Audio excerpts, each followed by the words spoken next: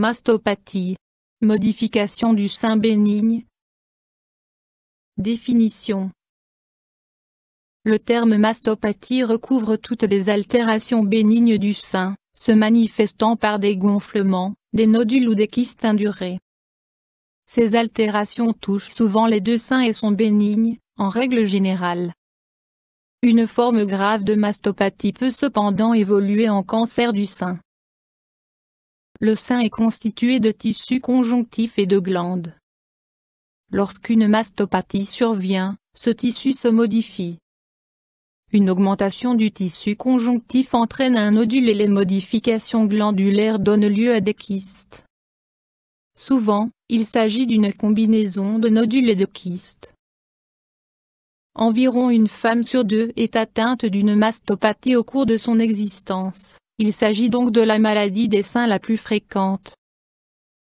Il convient de distinguer la mastopathie par rapport à d'autres altérations bénignes du sein, tumeurs, telles que les adénomes, les fibroadénomes ou les lipomes. Cause. Un déséquilibre entre les hormones sexuelles féminines œstrogène et progestérone, avec une quantité excessive d'œstrogène, est suspecté d'être à l'origine de la mastopathie. Cette hypothèse a été émise car la mastopathie touche généralement des femmes âgées de 30 à 50 ans et disparaît après la ménopause, dans la mesure où la patiente ne suit pas de traitement hormonal.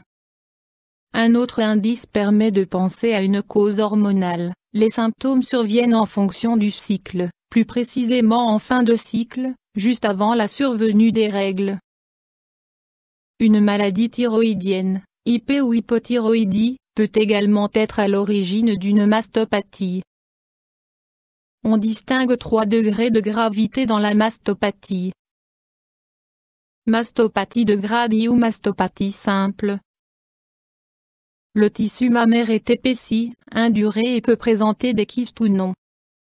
L'examen histologique, prélèvement de tissu, montre que le tissu a proliféré mais que l'apparence des cellules est normale. La mastopathie simple est la forme la plus répandue, avec 70% des cas. Mastopathie de grade I ou mastopathie proliférante. Dans cette forme, certaines cellules grandissent plus vite que d'autres, il s'agit fréquemment de cellules des canaux lactifères. Cette mastopathie n'influe pas sur l'aspect des cellules. Avec environ 25% des cas, la mastopathie proliférante est la seconde forme en termes de fréquence. Mastopathie de grade I ou mastopathie sévère. Forme la plus rare, avec 5% des cas. La biopsie révèle des cellules pathologiques. Certes, il ne s'agit pas encore de cancer, mais les cellules peuvent dégénérer en cancer par la suite. Les femmes atteintes de mastopathie sévère ont un risque de cancer du sein 2 à 4 fois supérieur. Des contrôles réguliers sont donc impératifs afin de détecter à temps une éventuelle dégénérescence. Troubles, symptômes. Les symptômes varient fortement, aussi bien en termes de type que d'intensité.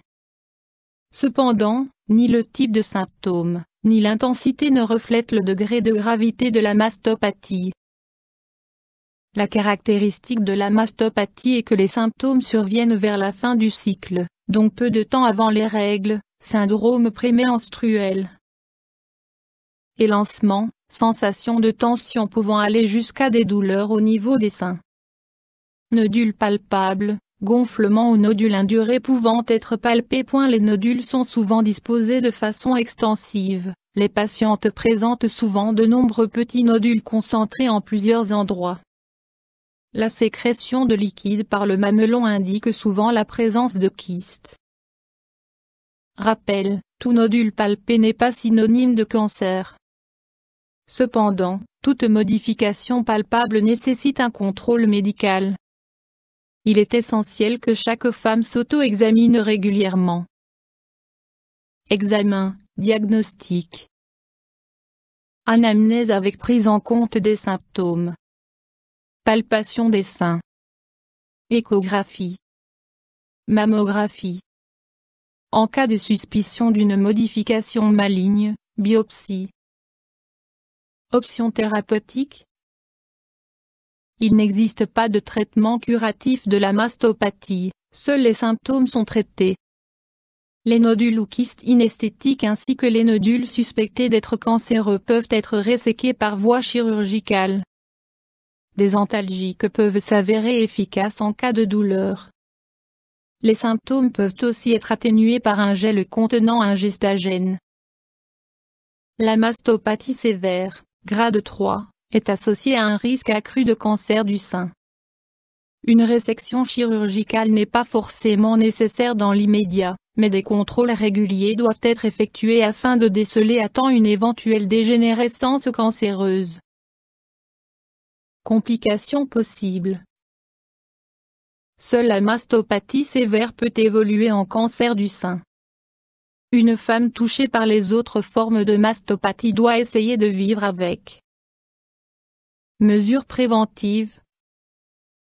Autopalpation régulière des seins et 1 à 2 examens médicaux par an. YouTube Dr Alabé.